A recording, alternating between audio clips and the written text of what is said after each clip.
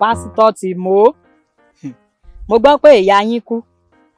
Ó wo lẹ́nu mi láti sọ pé kọ́lọ́run ó tẹ́ wọn sáfẹ́fẹ́ rere, torí ìròyìn tí ó fi tó mi létí ni wípé ìyá yín kakọ kú ni. Abájọ náà látìgbà tẹ́ ti dé ṣọ́ọ̀ṣì wa, a sóríire kankan. Ẹ̀yin náà ò sóríire o. Lẹ́yìn oṣù kejì tẹ́ dé ni afẹ́fẹ́ gbé páànù ṣọ́ọ̀ṣì wa lọ. Bẹ́ẹ̀ sì ṣe fẹ́ràn àdúrà ọgbọ́n, ìmọ̀ àti òye tó. Ìlíjà ọmọ yín náà ló tún rúbò nínú kíláàsì wa. Mo jèrè ọmọ yín obìnrin ò ká girama parí tó fi gboyún. Bóyá lọ́gán tí ìyá yín ti wá kú yìí, ayé yín ò létò. Ẹ jẹ́ n sòfófó kan fún yín o. Ẹ má wulẹ̀ pẹran fún òkú o, torí àwọn alàgbà ti ṣèpàdé lánàá. Wọ́n lẹ́nìkẹ́ni ò gbọ́dọ̀ jẹun níbi ìsìnkú ìyá yín. Ẹ sákù palẹ̀mọ́. Mo kàn ní kí n kí yín ni. Tèmi ni tiyín ní tòótọ́. Ògidì odò.